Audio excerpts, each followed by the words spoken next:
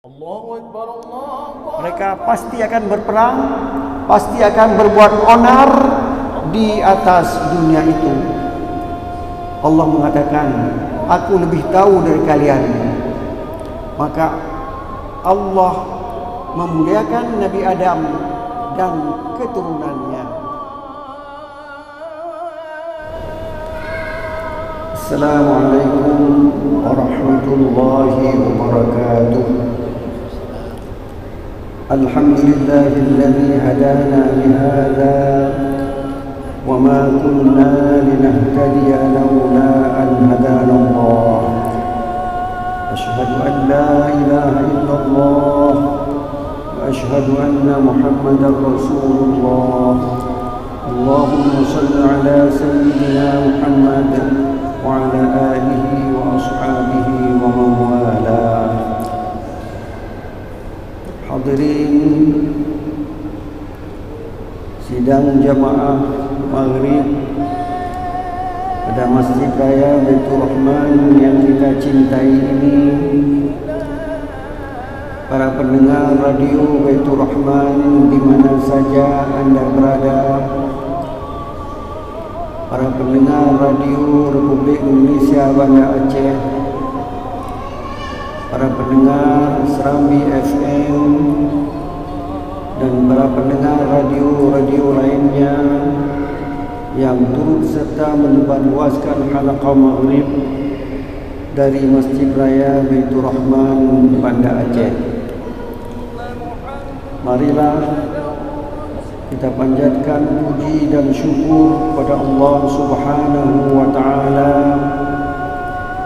yang memberi kesempatan hidup kepada kita sampai kepada detik ini dan memberikan karunia-Nya yang berlimpah ruah. Allah tidak minta untuk dibeli rahmat Allah itu atau karunia Allah itu, tetapi yang diminta kepada kita adalah kita harus mensyukuri nikmat itu. Cara kita mensyukuri nikmat salah satunya adalah dengan mempergunakan nikmat Allah itu agar kita sanggup melaksanakan ibadah dan hubungan baik dengan sesama makhluk, serta kita menjauhkan segala larangan Allah Subhanahu wa taala. Kalau itu sudah kita laksanakan, berarti kita sudah mensyukuri nikmat Allah yang maha banyak itu. Salawat beriring salam tidak pernah lupa kita sampaikan kepada baginda Rasulullah sallallahu alaihi wasallam, kepada keluarganya, kepada para sahabat, kepada para tabi'in, kepada para tabi'in, kepada ulama cendekia muslim dari dulu hingga sekarang ini. Marilah kita berdoa agar agama Islam yang ada di Indonesia, yang ada di Aceh ini tetap berjalan dengan kafah hingga hari akhirat nanti. Khusus untuk daerah Aceh, kita akan menerima para tamu yang datang dari berbagai provinsi untuk tujuan-tujuan tertentu. Marilah kita pelihara diri kita sendiri agar kita dapat menerima tamu itu dengan sebaik-baiknya. Itu tamu datang kepada kita dan kita pada suatu waktu akan datang ke tempat dia. Jadi kita memuliakan dia, dia juga akan memuliakan kita kalau kita datang ke tempatnya. Kemudian mari kita jaga adat istiadat Aceh yang diberi nama dengan Pagu Nanggro. Dan mari pula kita jaga rumah tangga kita dengan cara kita memelihara dengan Pagu Kampung. Maksudnya kampung A dengan kampung B ada beda sedikit adatnya. Mari kita jaga adat itu yang sesuai dengan ajaran agama Islam. Hadirin hadirat yang dirahmati Allah, sambil kita duduk beriktikaf menunggu tibanya waktu Isya, sambil kita duduk itu kita membacakan beberapa potong ayat suci Al-Quranul Karim sebagai amal ibadah kita kepada Allah Subhanahu wa Ta'ala. Bahwa pemahaman ayat suci Al-Quran itu paling dalam yang diketahui oleh para ulama. Kita mengambil ilmu dari para ulama itu, kita sampaikan sesuai dengan kemampuan yang ada pada kita. Pada malam ini kita telah sampai kepada ayat 70 dari surat Al-Isra yang berbunyi, A'udzu billahi minasy syaithanir rajim. وَلَقَدْ كَرَّمْنَا بَنِي آدَمَ وَحَمَلْنَاهُمْ فِي الْبَرِّ وَالْبَحْرِ وَرَزَقْنَاهُمْ مِنَ الطَّيِّبَاتِ وَفَضَّلْنَاهُمْ عَلَى كَثِيرٍ مِّمَّنْ خَلَقْنَا تَفْضِيلًا. Ayat 70 dari surat Al-Isra. Sebelumnya Allah menceritakan tentang kelakuan umat manusia di alam yang fana ini. Di saat dia berada di daratan, dia kadang-kadang lupa kepada Allah Subhanahu wa Ta'ala. Bukti mereka lupa di saat azan berkumandang, lebih-lebih di waktu maghrib, mereka tidak langsung melaksanakan salat maghrib, duduk entah bercakap ngomong dengan teman-temannya sambil minum kopi. Akhirnya tiba ya waktu Isya. Di saat tiba waktu Isya, waktu maghrib sudah habis, dan kita habiskan dengan kelalaian karena kita tidak takut. Kita merasa aman di saat kita berada di daratan. Tetapi ketika kita berada di lautan, waktu kapal berlayar dengan baik, kita juga tidak ingat pada Allah Subhanahu wa Ta'ala. Tetapi di saat angin kencang, kita yang kita ingat hanya Allah Subhanahu wa Ta'ala. Benda lain, zat lain tidak kita ingat. Yang ingat hanya Allah Subhanahu wa Ta'ala. Kemudian sesaat sampai kita ke daratan, kita lupa lagi. Padahal ada hadis yang malam Sabtu yang lalu saya bacakan. Bumi berkata, qalatil ard, bumi berkata, Ya Rabbi, wahai Tuhanku, i'zan li an akhsifa bibni Adam faqad ta'ima khairaka wa mana'a syukraka. Bumi berkata, wahai Tuhanku, berilah izin kepadaku, aku telan anak Adam, Kerana mereka telah makan kebaikan darimu ya Allah, tapi mereka tidak bersyukur. Demikian juga kata langit, demikian juga kata gunung. Mereka semuanya minta kepada Allah untuk menghancurkan anak Adam, kerana mereka memakan rezeki dari Allah, tapi mereka tidak bersyukur kepadanya. Sekarang Allah memberitahukan kepada kita, walaqad karramna bani Adam. Kami, kata Allah, telah memuliakan anak Adam. Di saat penciptaan Adam, malaikat protes, iblis protes. Kenapa? Ataj'alu fiha man yufsidu fiha wa yasfiku dima. Apakah engkau menjadikan orang atau makhluk yang yasfiku dima, mencurahkan darah, memukul orang, membunuh orang,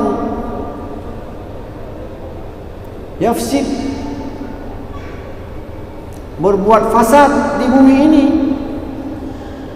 sementara kami wa nahnu nusabbihu bihamdik, kami bertasbih, wa nuqaddisu lak, mensucikan kamu.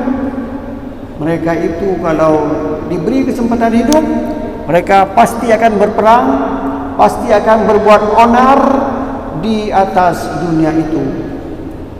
Allah mengatakan, aku lebih tahu dari kalian.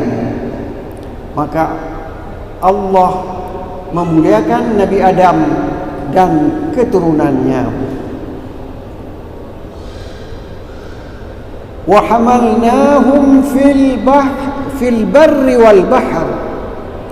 Kami angkut mereka di daratan dengan berbagai macam angkutan. Ada mobil, ada sepeda motor, ada macam-macam. Fil bahr, ada kapal kecil, ada kapal besar.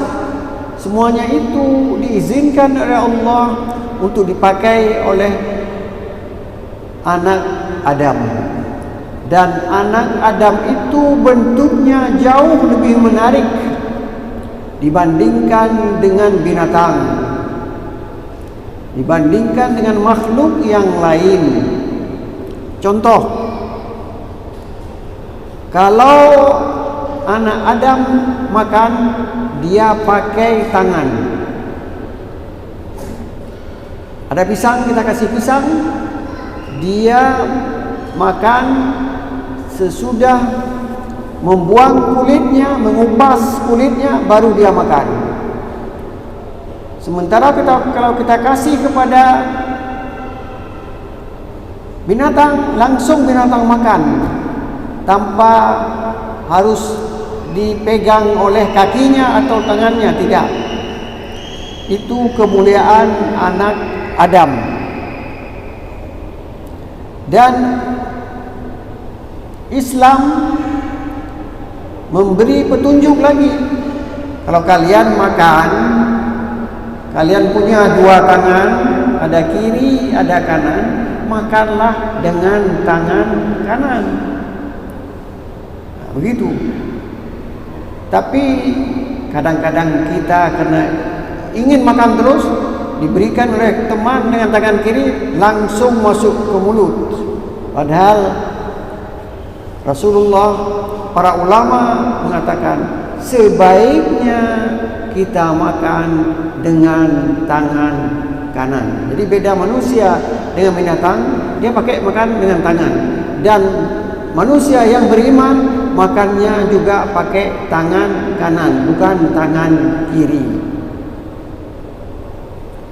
Kemudian hubungan suami istri, hubungan laki jantan dan betina. Kalau binatang dengan ibunya juga dia berhubungan. Lembu misalnya, kalau udah lembu yang besar, anaknya sudah besar, mungkin dia berhubungan antara anak dengan ibunya. Sementara kita tidak boleh. Islam mengatur harus ada caranya. Sesudah nikah diperbolehkan. Tapi manusia sekarang turun lagi seperti binatang. Ada LGBT, ya itu saya tidak tahu apa kerja mereka. Mereka bisa kawin satu hari 5 kali dengan siapa saja yang dia kehendaki. Satu lawan jenis juga boleh, sama jenis juga boleh. Ganti jenis, hari ini dengan istri si A, besok dengan istri si B, terserah. Jadi kemuliaan yang diberikan kepada anak Adam tidak dipergunakan semestinya. Hadirin berbahagia, ini satu hal yang perlu kita ingat. Allah telah memuliakan kita dan kita harus menjaga kemuliaan itu dengan cara mengikuti apa yang disuruh oleh Allah dan Rasulnya. Berhubungan suami istri boleh, tapi sesudah nikah. Kemudian tidak boleh berhubungan dengan orang lain kalau kita sudah ada istri, dengan istri kita saja. Kalau nak cukup satu, bisa dua, bisa tiga, dan bisa 4. Itu Islam memperbolehkan. Kemudian kita mengatakan kita sudah dimuliakan oleh Allah Subhanahu wa ta'ala. Tetapi di saat kita tidak mempergunakan telinga untuk mendengar, walahum adhanun la yasma'una biha, dia punya telinga tapi dia tidak mendengar azan, tidak mendengar ceramah-ceramah agama, itu sama dengan binatang. Bahkan mereka lebih rendah lagi kedudukannya di mata Allah kalau mereka tidak mengikuti hidayahnya. Inhum illa kal an'am, mereka itu sama dengan binatang. Bal hum adall, bahkan mereka lebih buruk lagi. Tindakan mereka lebih buruk dari tindakan binatang. Jadi manusia punya beban itu harus dibawa sesuai dengan petunjuk Allah Subhanahu wa ta'ala. Di dunia ini kita punya mobil, dulunya kita punya sepeda motor. Ketika kita punya mobil, kita harus ikuti peraturan yang ada di mobil itu. Tidak boleh seperti kita membawa sepeda motor, tidak boleh. Ketika kita dimuliakan, maka kita harus mengikuti perintah agar kita terus mulia di hadapan Allah Subhanahu wa ta'ala. Hadirin yang berbahagia, ini beberapa hal. Sekarang apakah manusia lebih mulia daripada para malaikat? Di sini kita dapat pendapat ulama yang berbeda-beda. Kalau kita melihat, membaca cerita Nabi Yusuf alaihi salam, ketika dia ingin digoda oleh istri tempat dia ditampung. Jadi suami istri dan suaminya pergi ke kantor karena punya jabatan, tinggallah Yusuf, seorang pemuda, masih anak-anak, besar, jadi pemuda. Rupanya ibu itu tertarik dengan Yusuf. Wa ghallaqatil abwab, dia tutup pintu. Abwab itu jamak daripada pintu, jadi pintu itu banyak rupanya. Rumah itu luas, ditutup semua pintu. Wa qalat haytalak, dia berkata, hai talak, mari untuk berbuat onar. Nabi Yusuf calon seorang nabi, tidak mungkin berbuat seperti yang diajak oleh wanita tersebut. Maka cerita itu diketahui, didengar oleh wanita-wanita yang lain. Biasanya orang yang di atas itu dicemburui oleh orang yang di bawah. Ini kelemahan dia. Maka ini disebarkan di kampung bahwa Imra'atul Aziz, seorang ibu dari pembesar kita, sudah berbuat begini dengan pembantunya. Cerita tersebut sampai kepada Imra'atul Aziz tadi. Mulailah dia membuat sebuah rencana. Apa rencana? Dibuat sebuah pesta kecil, diundang ibu-ibu untuk datang ke pesta itu. Dikasih tempat mereka bersandar, dikasih pisau, dikasih buah-buahan. Kemudian dia perintah Yusuf untuk keluar agar mereka dapat melihatnya. Falamma ra'ainahu, tatkala mereka melihat Yusuf, akbarnahu, mereka mengagungkan Yusuf. Ini tidak pernah kita lihat orang seindah ini, seorang yang secakap ini, seorang yang wanita, seorang yang tampan seperti ini. Wa qatta'na aydiyahunna, lantas mereka sambil memotong buah-buahan itu, terpotonglah tangan mereka. Wa qulna hasya lillah, mereka berkata, Maha suci Allah, ma hadza basharan, ini bukan seorang manusia. In hadza illa malakun karim, ini tidak lain seorang malaikat yang menjelma menjadi manusia. Demikian tinggi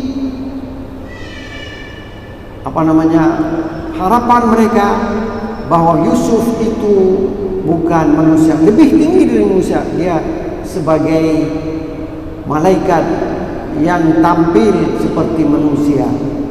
Tapi ketahuilah, Allah menyuruh malaikat, dan malaikat tidak pernah menyeleweng. Misalnya kita ngomong, di mana saja kita ngomong, baik di masjid atau di luar masjid, di mana saja, di mobil dan sebagainya, ma yalfizu min qaulin illa ladaihi raqibun atid. Tidak ada manusia yang berbicara kecuali dicatat oleh malaikat. Jadi malaikat itu ada tugas untuk seorang manusia. Dia mencatat apa yang dia cakap, apa yang dia perbuat, itu semuanya nanti akan dilapor kepada Allah Subhanahu wa ta'ala. Bahkan para malaikat itu turun dari langit untuk menjaga umat manusia. Di waktu subuh mereka bertemu. Yata'aqabu fikum malaikah bil laili wa malaikatun bin nahari. Jumpa, silih berganti. Malaikat yang diperintahkan untuk menjaga manusia di malam hari berjumpa dengan malaikat yang diperintahkan untuk menjaga manusia di siang hari. Wa yajtami'una fi salati subh. Mereka jumpa itu di saat kita melaksanakan salat subuh. Jadi yang satu turun atau satu rombongan turun, satu rombongan naik. Wa salatil asr, di waktu salat asar. Yang satu naik, yang hari yang bertugas di siang hari naik ke langit, yang bertugas malam hari turun ke bumi. Mereka diciptakan untuk menjaga umat manusia di bumi. Maka walaqad karramna bani Adam, kami telah muliakan Bani Adam. Wa hamalnahum fil barri wal bahr, kami bawa mereka di lautan dan di daratan. Wa razaqnahum minat thayyibat, dan kami beri rezeki kepada mereka dengan rezeki yang baik. Jadi sumber rezeki itu ada di lautan. Ada ikan macam di sana. Ada barang-barang berharga yang kalau orang tahu di lautan itu banyak sekali sumber kehidupan. Tetapi manusia ini kadang-kadang menggunakan kebaikan itu untuk keburukan. Contoh, Allah menciptakan enau, bakjo. Hijau itu, air enau itu enak sekali kita minum, manis. Tapi ada manusia yang jahat, menyimpannya entah 1 hari atau 2 hari sudah menjadi khamar. Itu khamar itu terjadi karena olah manusia, karena tingkah laku manusia. Padahal dia itu baik. Hubungan suami istri itu baik, tapi waktu dilaksanakan tanpa nikah itu tidak baik lagi. Hijau mangan, tapi bakal gigit ke es menen yang keharum, innamal khamru wal maisiru dan sebagainya. Itu dia dilarang. Jadi tingkah laku manusialah yang buat mereka terjerumus ke neraka. Neraka di dunia apa? Kalau sudah kena sabu-sabu, dia harus tiap hari mendapat sabu-sabu itu. Mula-mula dia minta uang sama ayahnya. Ayahnya belum tahu, dikasih. Tapi kalau sudah 3 hari, 4 hari, 5 hari, ini lain ini. Tiap hari dia minta uang. Mau kemana dia bawa ini? Baru ketahuan dia sudah candu sabu-sabu, sudah candu ganja. Akhirnya dia mencari uang dengan berbagai cara. Dia membunuh orang, dia merampok orang. Jadi kesulitan itu terjadi gara-gara tingkah laku umat manusia. Siapa yang mempengaruhinya? Mempengaruhinya itu iblis, laknatullah. Oleh sebab itu, kita di saat mengerjakan suatu pekerjaan selalu disunatkan a'udzu billahi minasyaitonir rajim. Aku berlindung kepada Allah dari godaan syaitan yang kena rajam, agar kita tidak terjerumus kepada hal-hal yang membuat kita ini masuk neraka. Di dunia saja masuk neraka. Kalau sudah kena sabu-sabu, sudah tidak tidur lagi malam, mencari uang, mencari dana untuk membeli sabu-sabu besok, seolah-olah dia sudah tinggal di neraka. Apalagi kalau nanti masuk ke dalam kubur, waktu ditanya apa kita jawab? Waktu kita dimasukkan ke dalam neraka, apa kita jawab? Oleh sebab itu, ad-dunya mazra'atul akhirah. Dunia ini tempat kita bercocok tanam untuk negeri akhirat. Kalau kita tanam tebu, pasti kita akan mendapat yang manis. Waktu kita ambil tebu, manis. Kalau kita menanam campli, itu kalau kita ambil camping itu pasti dia keung. Begitulah. Kalau kita berbuat jahat, pasti kita akan menjadi penghuni neraka. Jadi salah kita sendiri, dan Allah telah memberi petunjuk, dan kita selalu minta petunjuk kepada Allah di saat kita solat. Ihdinas siratal mustaqim. Walaupun sekarang saya mendapat petunjuk, saya langsung minta lagi petunjuk. Jangan petunjuk itu habis atau terlupa, sehingga kita terjerumus ke perbuatan-perbuatan yang tidak diizinkan oleh Allah Subhanahu wa taala. Kalau kita salat, kita baca ihdinas siratal mustaqim sehari semalam, lebih dari 17 kali kita minta. Insya-Allah Allah akan mengabulkan permintaan kita tersebut. Jadi rezeki itu sudah ada jaminan Allah. Coba lihat binatang yang hidup di tengah laut, dia ada rezekinya. Binatang yang hidup di tengah lautan atau di tengah hutan, dia juga ada rezekinya. Kita ini diberi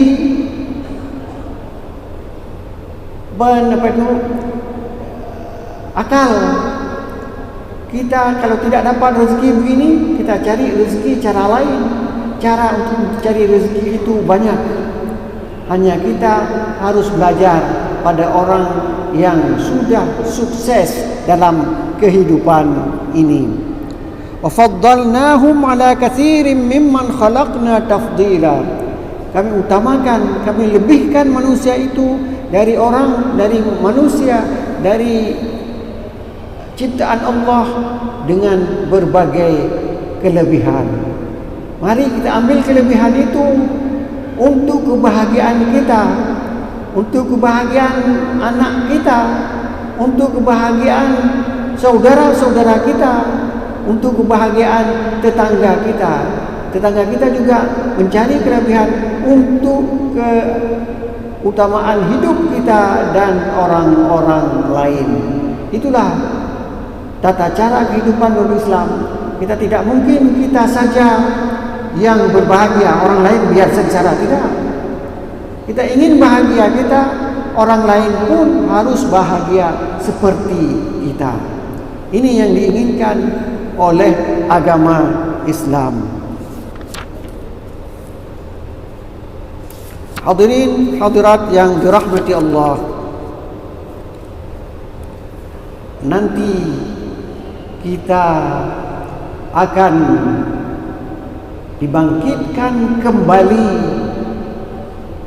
di kehidupan yang tidak pernah ada akhirnya. Ayat 71 dari surat Al-Isra ini menceritakan, yauma nad'u kulla unasin biimamihim faman utiya kitabahu biyaminihi faulaika yaqra'una kitabahum wa la yuzlamuna fatila. Kita sudah mati, kita hidup di alam barzakh. Kemudian ada tiupan sangkakala kedua, kita semuanya hidup lagi, dan kita akan ditimbang amalan kita.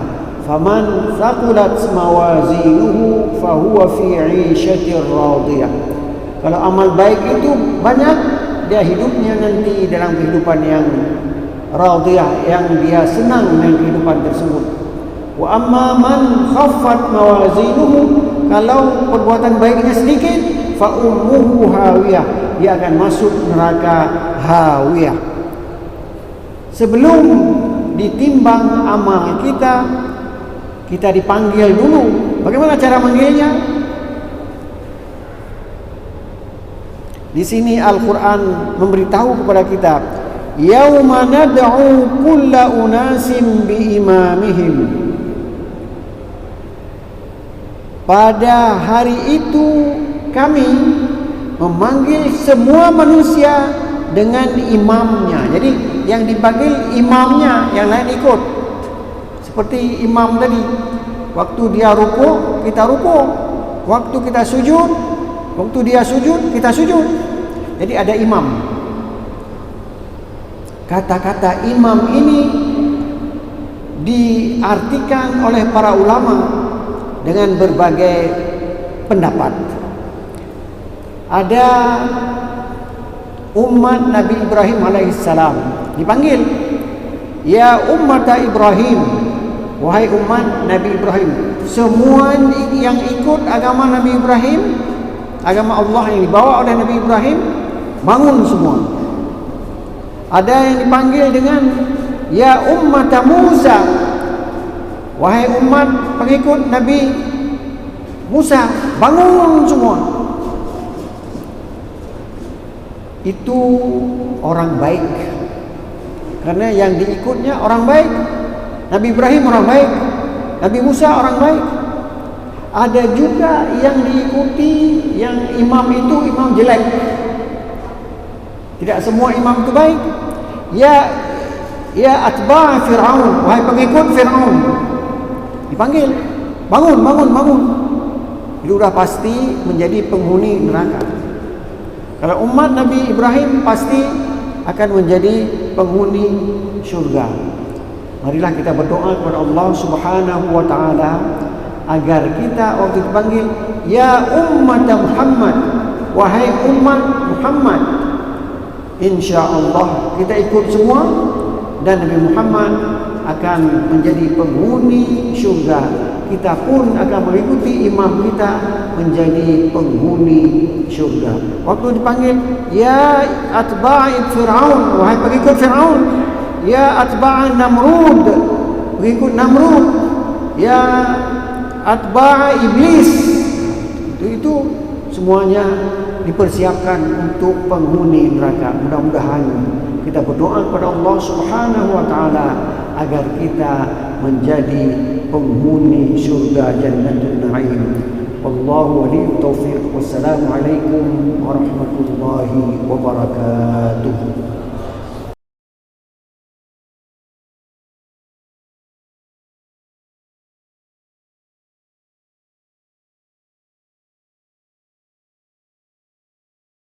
المرسلين وصل وسلم على سيدنا محمد في الملأ الأعلى إلى يوم الدين. وصل وسلم على سيدنا محمد وعلى آله وصحبه أجمعين. ولقد أشرت لنعت من أوصافه